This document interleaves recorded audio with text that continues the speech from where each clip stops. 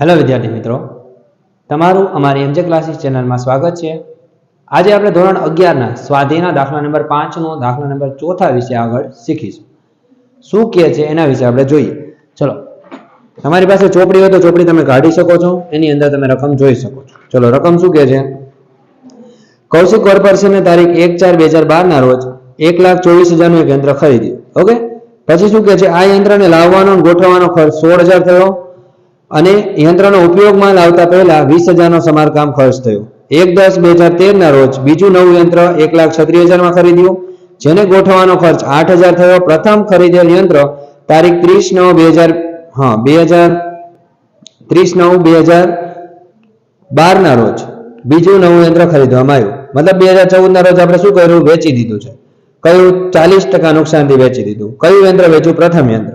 તો 31/3/2015 સુધી યંત્ર ખાતું તૈયાર કરો અને વાર્ષિક હિસાબોમાં 2012 અને 14 ના હિસાબોમાં, મતલબ 12 અને 13 ના હિસાબોમાં અસર આપો। હવે શું કહે છે? કંપની યંત્રો પર દર વર્ષે 10% લેખે સીધી લીટીની પદ્ધતિએ ઘસારો ગણે છે।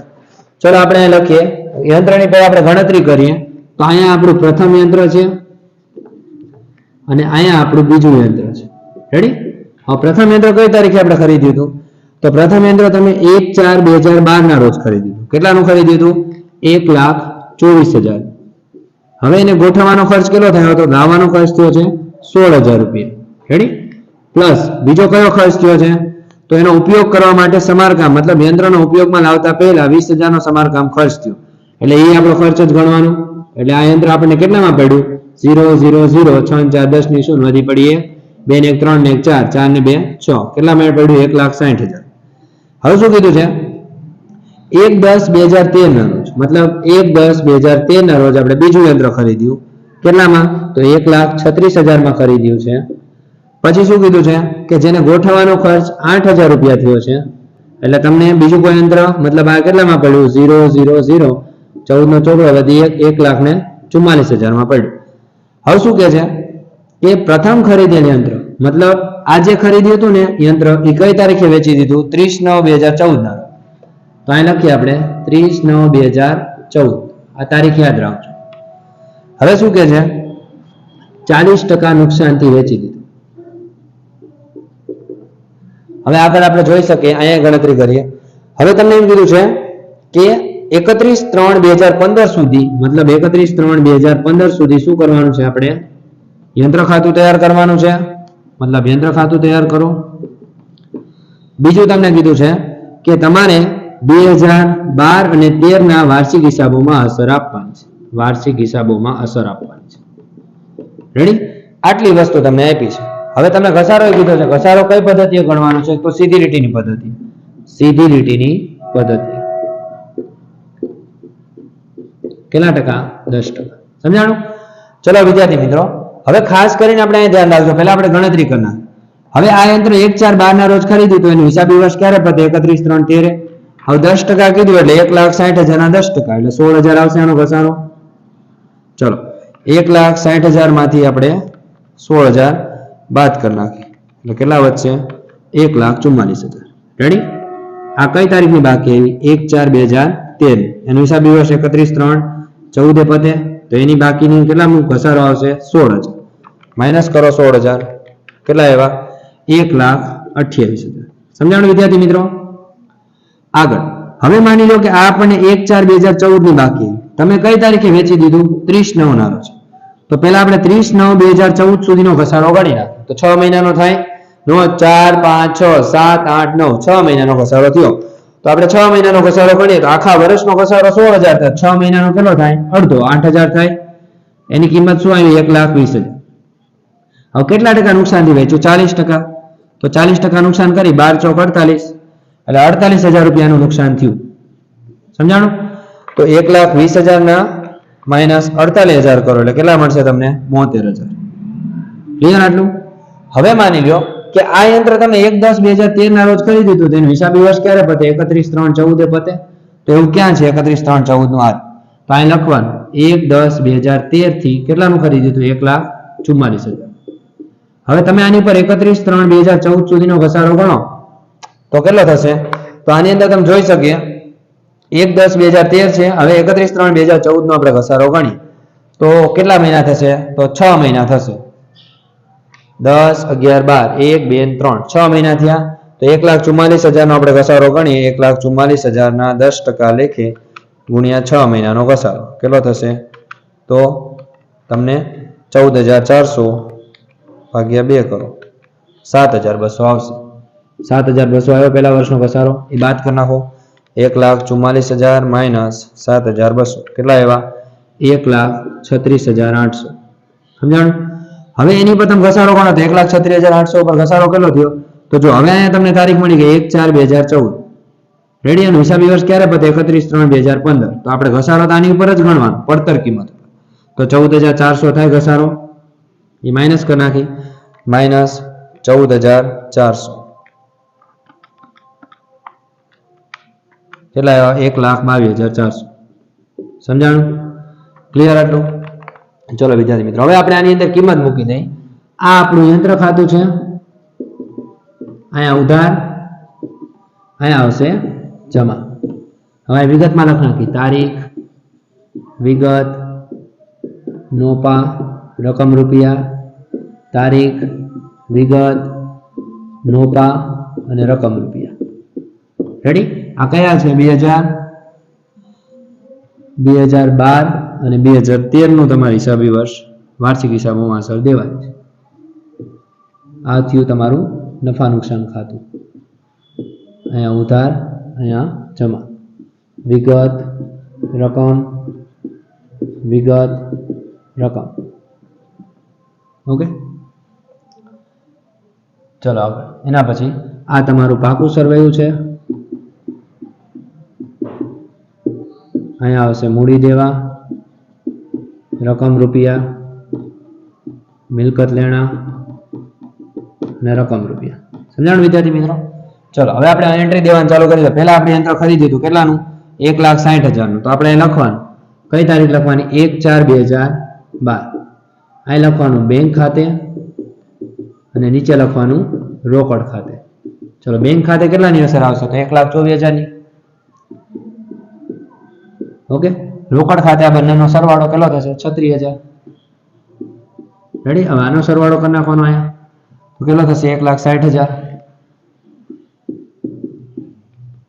હવે અહીંયા આપણે ઘસારો લખ નાખવાનો. 31/3/2013 ઘસારા ખાતે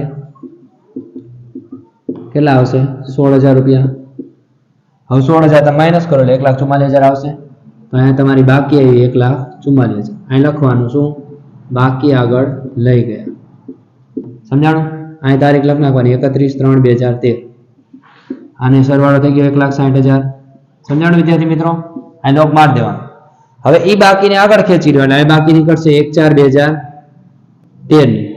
ઓકે, આપણે ગણતરી હવે અહીંયા ભૂસી નાખીએ છીએ. તમે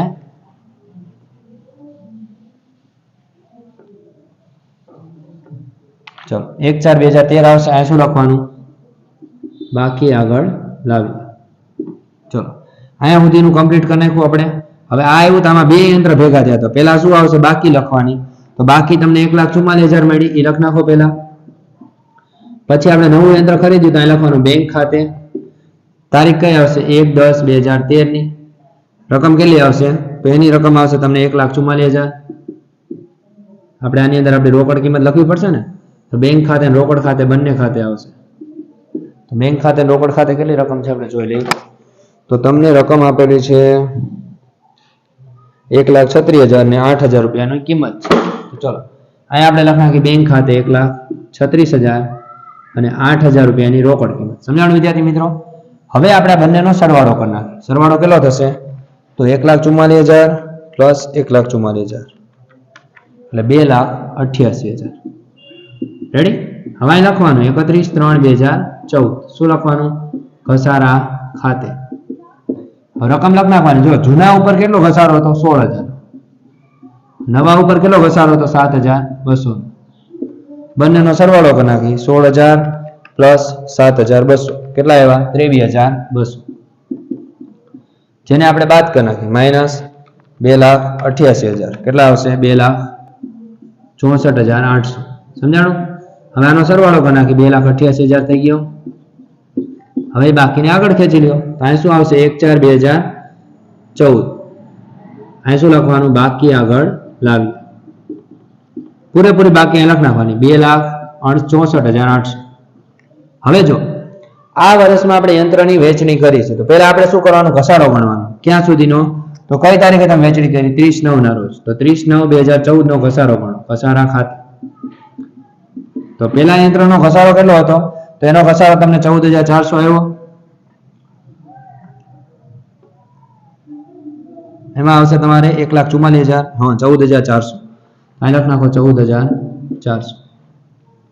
રેડી. હવે આપણે જો વેચ્યું છે કયું યંત્ર સોરી આપણે થોડી મિસ્ટેક થઈ ગઈ વેચ્યું છે આપણે કયું યંત્ર વેચ્યું છે પહેલું યંત્ર વેચ્યું છે તો પહેલા યંત્રનો ઘસારો કેટલો આવશે 8,000 તો અહીં આપણે 8,000 લખ નાખી. હવે વેચણી કરી છે આપણે 30/9 ના રોજ તો આપણે એની બાકી લખવાની તો વેચણી કરી તો પૈસા કેટલા મળ્યા આપણને 1,20,000 હતા એમાંથી 72,000 મળ્યા તો અહીં લખ નાખવાના બેંક ખાતે 72,000. સમજાણું.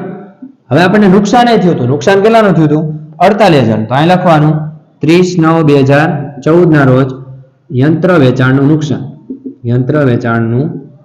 નુકસાન તો કેટલું આવશે તો એનું નુકસાન આવશે 48,000. સમજાણું વિદ્યાર્થી મિત્રો. ત્યારબાદ આગળ જોઈએ. હવે તમને શું આપ્યું છે યંત્ર વેચાણનું નુકસાન લખ નાખ્યું. હવે આપણે ઘસારો ગણવાનો કયા યંત્ર ઉપર બીજા યંત્ર ઉપર 31/3/2015 ના રોજ ઘસારા ખાતે તો રકમ કેટલી આવશે ઘસારા ખાતે તો એની રકમ તમને હતી 14,400. રેડી. આટલું લખ નાખવાનું. હવે આનો આપણે સરવાળો કરી કેટલો નીકળશે 2,64,800. હવે એની બાકી કાઢો 31/3/2015 ની બાકી આગળ લઈ ગયા કેમ નીકળશે તો 2,64,800 માંથી આપણે માઇનસ કરી 8,000 માઇનસ 72,000 માઇનસ 48,000 માઇનસ 14,400 1,22,400. સમજાણું. હવે આનો સરવાળો કરી નાખો કેટલો થશે 2,64,800. સમજાણું વિદ્યાર્થી મિત્રો. હવે એ જે બાકી નીકળી બાકીને આગળ ખેંચી લેવાની આપણે છે ને તારીખ અહીંયા લખી નાખીએ છીએ અહીંયા લખ નાખીએ 1/4/2015 બાકી આગળ લાવી કેટલી રકમ આવશે 1,22,400. સમજાણું વિદ્યાર્થી મિત્રો. હવે તમને વાર્ષિક હિસાબમાં અસર દેવાની કીધી 2012-13 ના તો આ 2012-13 ના થાય તો આપણે શું કરવાનું અહીંયા નફા નુકસાન ખાતે લખવાનું મતલબ અહીંયા ખાલી ઘસારો જ આવે ઘસારા ખાતે તો પહેલા વર્ષનો ઘસારો કેટલો હતો 16,000 લખ નાખો અને આ યંત્ર લખવાનું યંત્ર કેટલું છે તો યંત્ર હતું તમારું 1,60,000 હવે એમાંથી પહેલા વર્ષનો ઘસારો તમે કેટલો બાદ કર્યો 16,000 તો 16,000 બાદ કરી નાખો રકમ કેટલી આવશે 1,44,000. સમજાણું. આટલું જ તમારે લખવાનું રહેશે. ઓકે વિદ્યાર્થી મિત્રો જોઈ લેજો અને તમારી રીતે સરખી રીતે નોટબુકમાં ઉતારી નાખજો. જો તમને આમાં કોઈ પણ પ્રકારનો ડાઉટ પડે તો તમે મને જણાવી શકો છો. ઓકે વિદ્યાર્થી મિત્રો થેન્ક યુ સો મચ. જય હિન્દ જય ભારત.